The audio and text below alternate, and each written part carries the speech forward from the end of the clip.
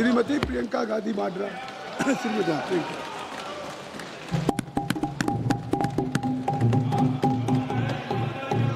धन्यवाद अध्यक्ष महोदय जी, आपने मुझे इस विषय पर बोलने का मौका दिया।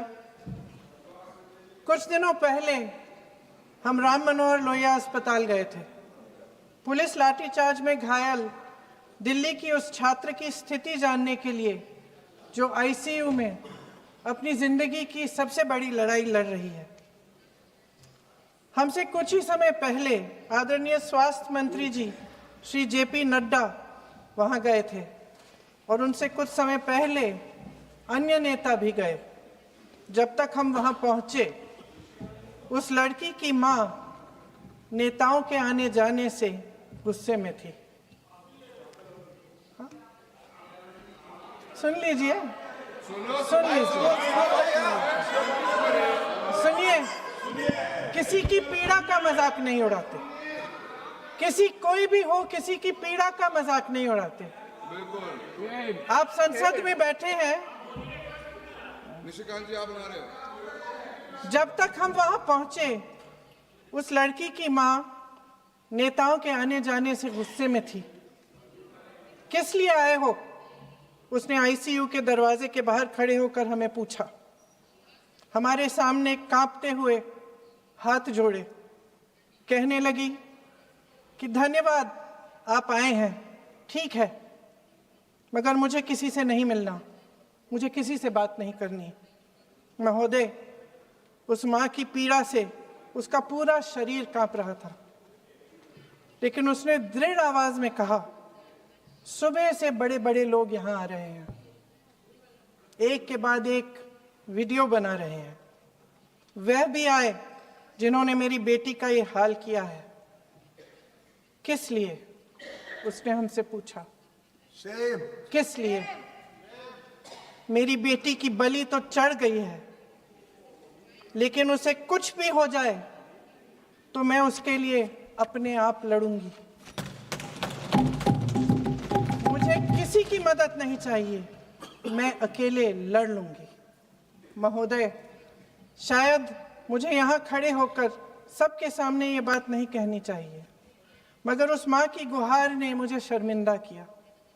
उसके दिल के टूटने की वो आवाज़ जो अस्पताल की दीवारों से में गूंज रही थी, मेरे मन में अभी भी गूंज रही है। इसलिए उस माँ की इजाज़त लिए बिना मैं आपके द्वारा आदरणीय प्रधानमंत्री महोदय जी और आदरणीय गृह मंत्री महोदय जी से पूछना चाहती हूँ कि क्या ज़रूरत थी एक मासूम बच्ची पर इस तरह दमन करने की? क्या ज़रूरत थी उन छात्रों पर आंसू गैस चलवाने की, उन पर लाठियां बरसाने की, उन पर वाटर कैनन्स चलवाने की? क्या ज़रूरत थी उन नौजवान लड़कियों को जलील करते हुए उनके कपड़े फाड़ने की, उनको बेरहमी से गंदी तरह पिटवाने की? देश के युवाओं पर पैलेट गन्स और AK-47 चलवाने की क्या आवश्यकता थी? क्या वे आतंकवादी थे? क्या आतंकवादी हैं? टेररिस्ट हैं? हाँ, कांग्रेस बोल रही है। हाँ, कांग्रेस बोल रही है। जवाब दीजिए, जवाब दीजिए। कांग्रेस बोल रही है, जवाब मांग रही है, जवाब दीजिए।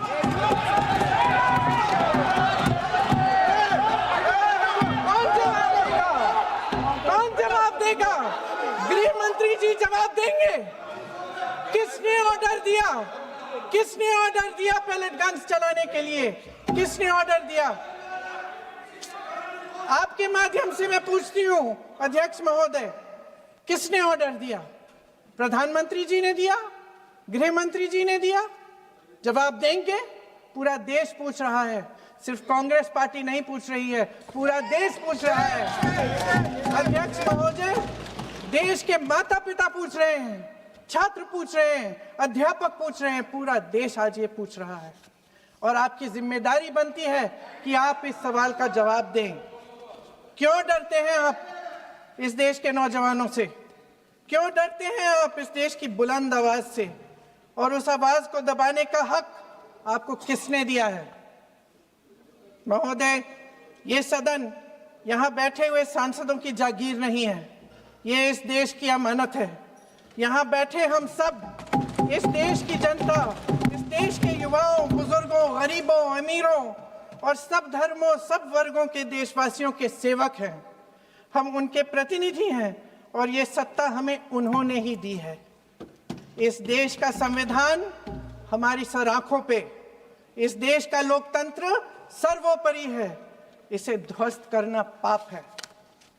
यह करोड़ों जनता हमसे सिर्फ एक चीज मांगती है, जवाबदेही। इंग्लिश में इसे अकाउंटेबिलिटी कहते हैं। हमें सत्ता देकर, हमें यहाँ तक लाकर सिर्फ उसकी ये गुहार है कि जो हम करें उसकी भलाई के लिए करें, और अगर उनके साथ अन्याय हो तो हम उनके प्रति जवाबदेह बने और उन्हें न्याय दिलवाएं। पिछले दिनों हजारों बच्चे सड़क पर उतरे, उन्होंने अपनी पीड़ा व्यक्त की। गांधी जी के दिखाए हुए रास्ते पर अहिंसा और सत्य को अपने दिलों में रखते हुए, गाते, मुस्कुराते हुए शांतिपूर्वक प्रदर्शन किया। लोकतंत्र के सबसे पवित्र सिद्धांत के तहत उन्होंने अपनी आवाज उठाने का अधिकार कायम किया। ये उस भारत के बच्चे हैं जो गांव में रहते हैं, जो महानगरों में रहते हैं, जो छोटे कस्बों में, छोटे शहरों में रहते हैं, जहां माँ अपने गहने बेच देती है, पिता अपनी जमीन गिरवी रख देता है, एक परिवार अपनी पूरी जिंदगी की कमाई बच्चे के सपने पर खर्च देता है। और अब उन्हीं बच्चों को लगने लगा है कि आज इस देश में मेहनत से ज्यादा बेईमानी मायने रखती है, मेरिट से ज्यादा पैसा मायने रखता है। तब सिर्फ एक छात्र नहीं हारता, उम्मीद हारती है। इन परेशान बच्चों ने अपनी उम्मीदें आपसे साझा की। उनकी मांगे क्या थी? कि पेपर लीक करके उनके साथ जो बार बार अन्याय किया जा रहा है उस पर कार्रवाई की जाए, कि जो सिस्टम उनके भविष्य को कुचल रहा है उसे सुधारा जाए, कि जो माफिया उन्हें घेरे हुए है उसे हटाया जाए, कि जिस मंत्री के कार्यकाल में यह सब हुआ वह इस्तीफा दे, कि उन पर बर्बरता करने वालों पर कार्रवाई की जाए और उसके लिए माफी मांगी जाए। बस यही उनकी मांग थी ना, कि जो शिक्षा और स्वतंत्र अभिव्यक्ति का अधिकार उन्हें संविधान ने दिया है उसे कायम रखा जाए। महोदय, हमारे एजुकेशन सिस्टम में कुछ समय से बहुत खामियां भर चुकी हैं। बच्चों पे जो प्रेशर डाला जाता है उसकी वजह से सैकड़ों बच्चों ने आत्महत्या कर डाली है। उससे भी ज्यादा बच्चे डिप्रेशन में डूब रहे हैं। परिवारों पर बच्चों को पढ़ाने लिखाने के लिए घूस, capitation fees, tuition fees, coaching fees आदि के घिनौने दबाव हैं। लोन लेने पड़ते हैं, सामान बेचना पड़ता है और उसके बावजूद कोई गारंटी नहीं कि उनके बच्चों के भविष्य मजबूत बन पाएंगे, क्योंकि बेरोजगारी चरम पे है। इस सरकार ने रोजगार पैदा करने वाले सभी सेक्टर्स को लगातार कमजोर किया। एग्जामिनेशन सिस्टम खुद फेल हो गया है। पिछले दशक में 152 पेपर लीक हुए, 750 करोड़ छात्र प्रभावित हुए, मगर एक भी दोषी, एक भी माफिया को सजा नहीं।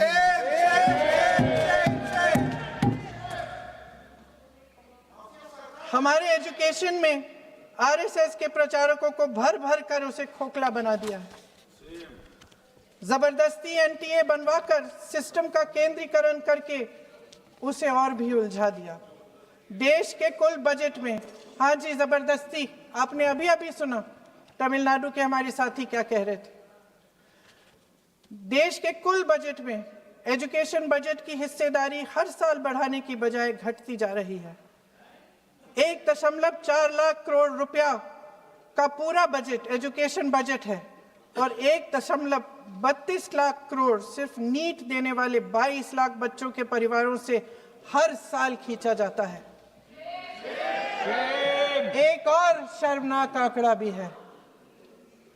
1.4 लाख करोड़ रुपया हमारा पूरा एजुकेशन बजट और 16 लाख करोड़ रुपए जो मौजूदा सरकार ने बड़े उद्योगपतियों के लोन माफ किए हैं। सोचिए कि इस सरकार की प्राथमिकताएं क्या है। सच ये है अध्यक्ष महोदय कि जिस तरह अस्पताल में उस छात्रा की मां का विश्वास पूरे सिस्टम से हट गया है, उसी तरह देश के युवाओं का भरोसा इस पूरे सिस्टम से टूट चुका है। और जब इस तरह देश के भविष्य हमारे युवा निराश होकर सरकार और सिस्टम से अपना भरोसा हटा देते हैं, तो उस भरोसे को फिर से बनाने के लिए सिस्टम के अंदर से जवाब नहीं ढूंढा जा सकता, उसके दायरे से बाहर निकलना पड़ता है, नए सिरे से ठोस प्रयास करने पड़ते हैं। अफसोस की बात यह है अध्यक्ष महोदय कि इतना हो जाने के बाद भी आदरणीय प्रधानमंत्री महोदय जी और उनके साथी इस सच्चाई को समझ नहीं पा रहे हैं। वे अभी भी ये सोच रहे हैं कि पीआर, नैरेटिव चेंज और पालतू मीडिया के सहारे एक बार फिर उनकी नैया पार हो जाएगी। परसों शिक्षा मंत्री जी ने शर्मनाक परिस्थितियों में अपना इस्तीफा दिया और कल यहीं मकर द्वार पर मेरे सत्ता पक्ष के सांसदों ने जिंदाबाद के नारे चिल्लाते हुए उनका संसद में ऐसे स्वागत किया जैसे मानो कोई सुपरस्टार पहुंच गए हैं। विडंबना देखिए महोदय, जब भूतपूर्व शिक्षा मंत्री को मुकुट पहनाया जा रहा था, स्वागत हो रहा था उनका, तब महाराष्ट्र में एक परिवार पेपर लीक पीड़ित अपनी बेटी की आत्महत्या का शोक मना रहा था। आपकी सरकार ने देश के करोड़ों छात्रों को क्या संदेश दिया? आपको किस बात का गौरव है, किस बात का अभिमान है? ये कौन सा अहंकार है? जहां आंखों में शर्म होनी चाहिए, वहां बेशर्मी और स्वागत के नगाड़े बजाए जा रहे हैं। एक तरफ मातम है, दुख है, यहां फूल माला डाल रहे हैं। कोई आप पर कैसे यकीन करे? प्रधानमंत्री महोदय जी ने नया शिक्षा मंत्री चुना, एक ऐसे व्यक्ति को इस पद पर आसीन किया जिसने एक गर्भवती महिला के बलात्कारियों की रिहाई पर अपनी सहमति व्यक्त की, खुशी जताई। देश की करोड़ों लड़कियों को प्रधानमंत्री जी ने इससे क्या संदेश दिया? सर, अखबारों में है। अखबार में नहीं, मेरा कुछ भी बोल के चले जाते हैं क्या? अरे ये तो कैसा क्या है इनके पास? ऐसा ही कोई आरोप लगा दीजिएगा, कोई नियम कानून नहीं है।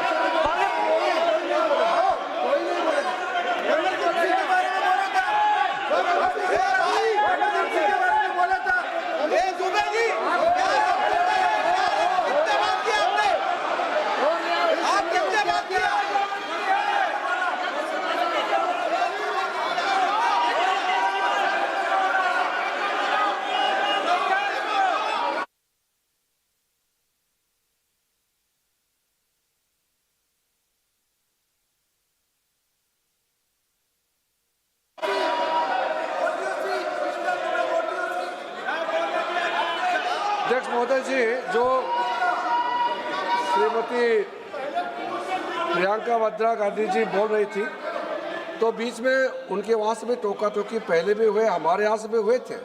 अभी हम लोग तो शांति से सुन रहे हैं, लेकिन जो अभी अभी हमारे वर्तमान नए शिक्षा मंत्री को जो उन्होंने टिप्पणी की, कैरेक्टर असैसिनेशन है एक तरीके से संसद में, और इस तरीके के भाषा हम उम्मीद नहीं करते हैं। मैं इसमें प्रहलाद जोशी जी ने भी खुद कहा है, एक तो उन्होंने प्रियंका जी ने जो गलत बात कही है रिकॉर्ड पे, उसको रिकॉर्ड से हटा दिया जाए। दूसरा इस तरह का भाषा का इस्तेमाल ना करें। आपने डिबेट से पहले आपने अपील किया कि संसद में डिबेट का स्तर को नहीं गिराने चाहिए। उनके पार्टी के वो सीनियर लीडर है, वो पहली बार चुन के आए हैं, मगर उनके पार्टी में सीनियर है। जिम्मेदारी के साथ बोलना चाहिए। अगर पूरा ऑथेंटिकेट नहीं कर सकते हैं तो मैं ये मानता हूं कि उनको क्षमा मांगना चाहिए सदन से।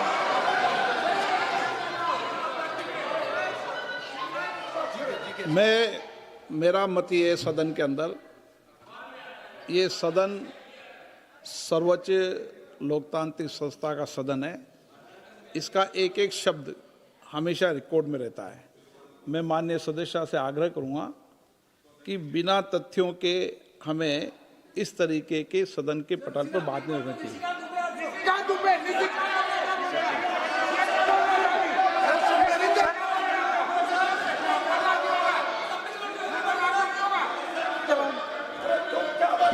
ये तो डिलीट कर दिया, लेकिन आगे भी वो भी डिलीट करा सर।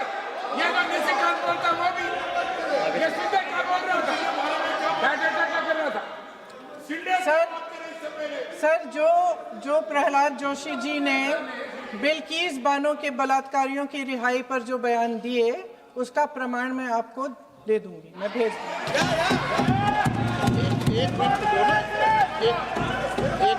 मैं ऑथेंटिकेट कर लूंगा। स्पीकर का डायरेक्शन 115, उनको पहले ऑथेंटिकेट करने कहिए सर। ऑथेंटिकेट करेंगे उसके बाद वो आगे बढ़ेंगे, ऐसे नहीं होगा। पहले ऑथेंटिकेट करने दो सर। उनको ऑथेंटिकेट करने के लिए कहिए, ऑथेंटिकेट करने कहिए उनको।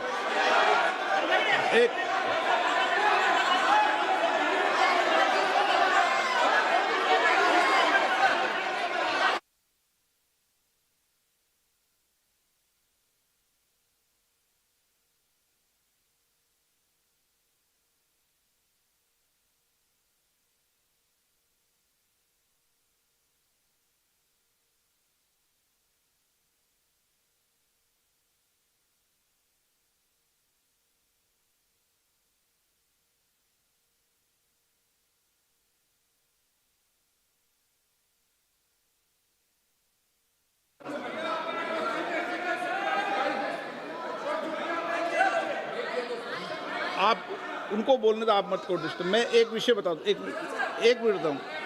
नियम 353 के अंदर फिर मैं एक बार स्पष्ट कर दूं, किसी भी सदस्य द्वारा किसी भी व्यक्ति के विरुद्ध मानहानि या अभियोगात्मक प्रकृति का कोई आरोप नहीं लगाया जाएगा जब तक कि सदस्य ने अध्यक्ष और संबंधित मंत्री को पर्याप्त अग्रिम सूचना नहीं दे दी हो।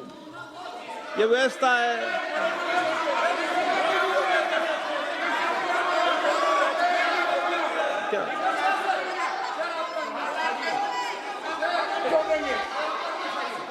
House, ma'am, the same house, Honorable Shrikant Bey told, still that is in the record about Indira Gandhi ji. Still that in the record.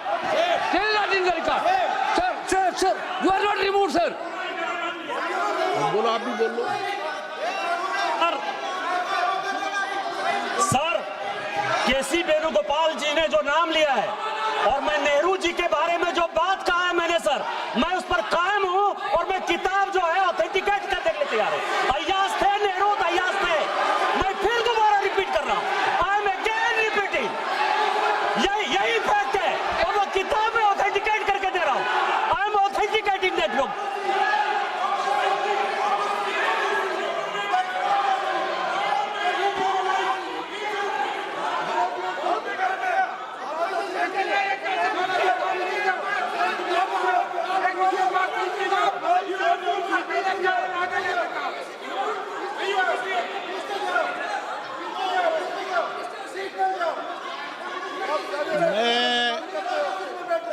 मैं जब आसन पर होता हूं, जो मैं व्यवस्था देता हूं, चाहे सत्ता पक्ष हो या प्रतिपक्ष हो, मैं समान व्यवस्था देता हूं। मैं जब आसन पर होता हूं,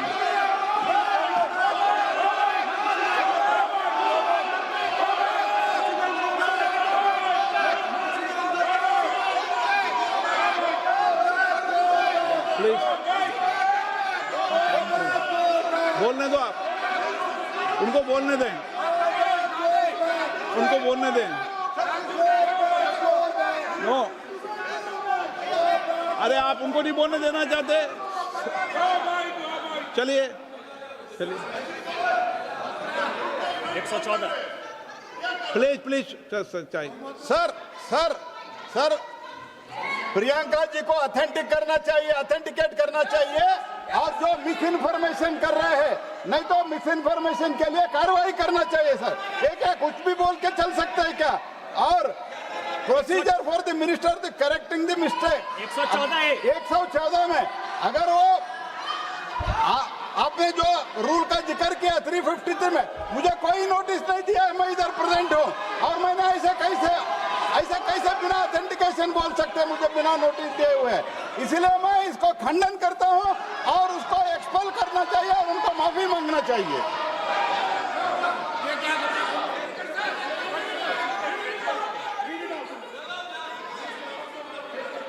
नहीं, ये चैप्टर आगे नहीं बढ़ेगा सर। बिल पे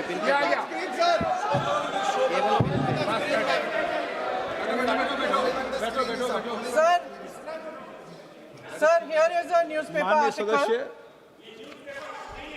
सर अरे आपने पूरा बुकी लेके आए, आपने बुकी लेके आ सकता है sir written by a respected माननीय journalist. सदस्य, I will authenticate using this, sir. आप माननीय सदस्य प्लीज इसको छोड़ दें।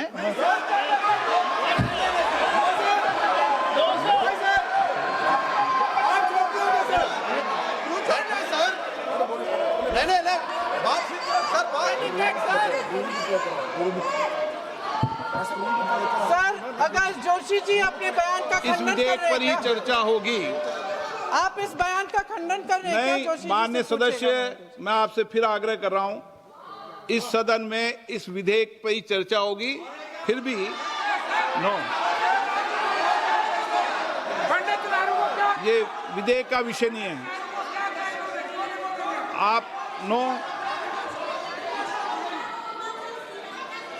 आप बोलो तो विधेयक पे बोलो, ये मेरी अपेक्षा आपसे। प्लीज सर, कभी- छोड़िए, ये रख दो। इस विषय को छोड़िए।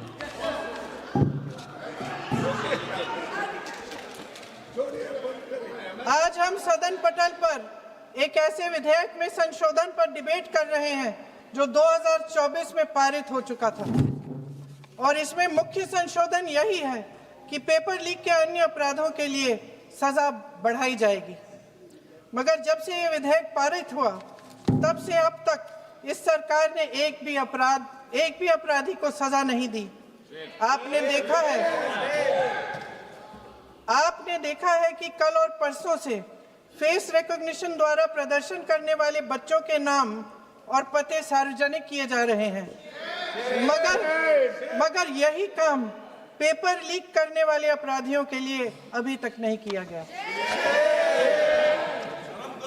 ना इस विधेयक में पेपर लीक रोकने के कोई ठोस कदम है।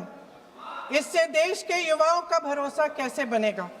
अध्यक्ष महोदय, आदरणीय प्रधानमंत्री महोदय जी को आपके माध्यम से मैं कहना चाहती हूं कि शायद उन्हें अपने सलाहकार बदलने चाहिए।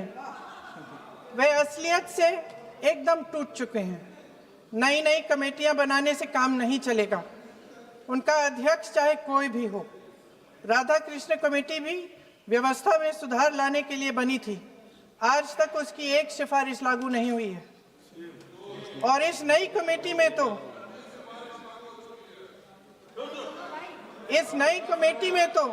एक एक्स-आईबी चीफ, फिर चिल्लाएंगे, एक एक्स-आईबी चीफ, एक आईटी कंपनी के मालिक और एक गौमूत्र के विशेषज्ञ भी हैं।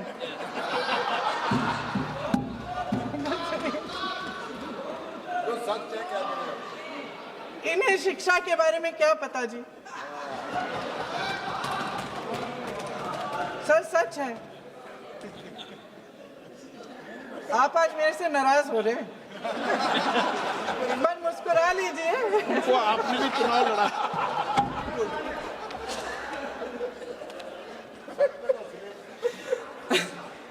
सर फास्ट ट्रैक कोर्ट्स का रिकॉर्ड पहले से ही बहुत खराब है। वैसे भी कल की सुनवाई में सीबीआई का वकील पेश ही नहीं हुआ। संसद में विपक्ष को दोषी ठहराने से, खोखले राजनीतिक खेल खेलने से काम नहीं चलेगा। आप जेन जी का भरोसा वापस जीतना चाहते हैं तो नए एंगल से अपने फोन से नए वीडियो बनाने से नहीं होगा।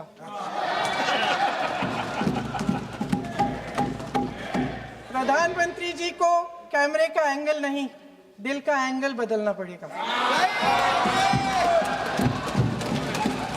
ये जेनरेशन जागरूक है, समझता है, झूठ पहचानने की उसकी अपार क्षमता है।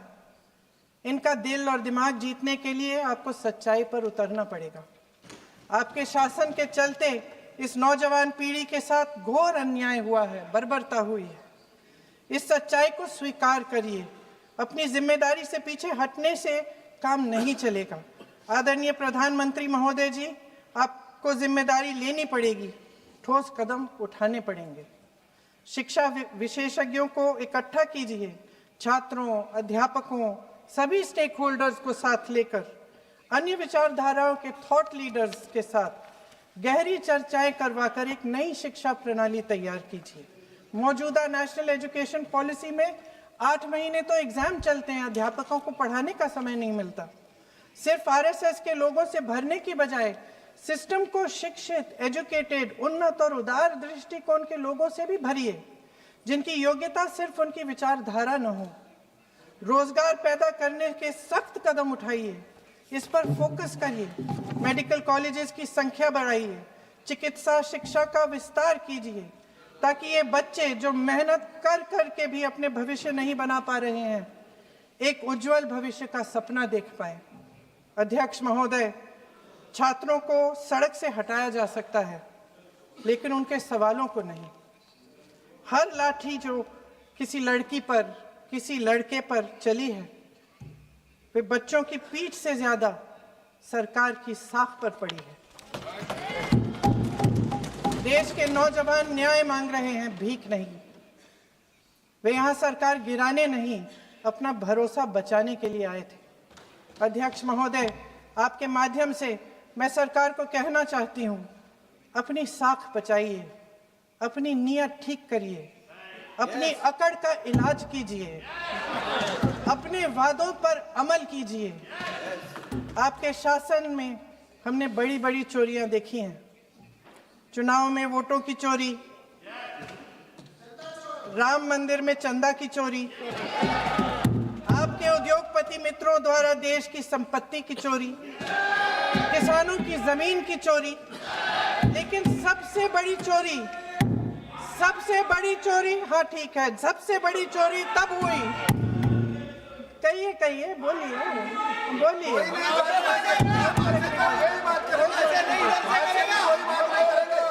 सुन लीजिए, शांति से सुन लीजिए,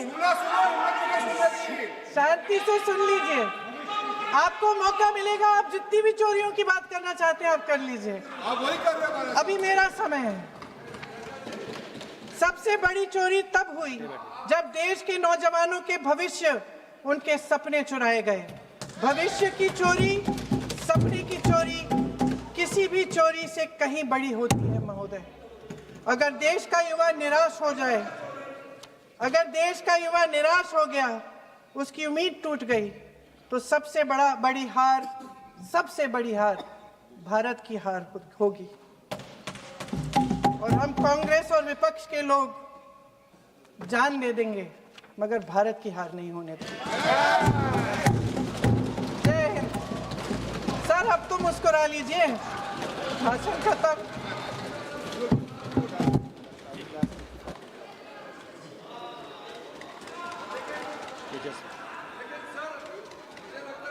जी ने राहुल गांधी जी का स्पीच का चोरी कर लिया है, वो पूरा ड्रामा।